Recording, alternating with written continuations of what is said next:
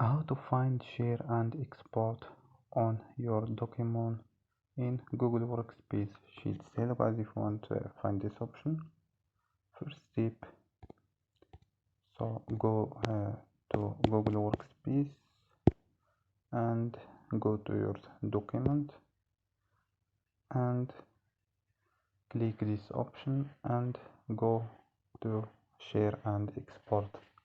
So here you can find share and export. So you can find here share and manage access and copy link, and you can send a copy, and you can save document, you can print, you can make a copy, or you can add to home screen. So don't forget like and subscribe. Bye.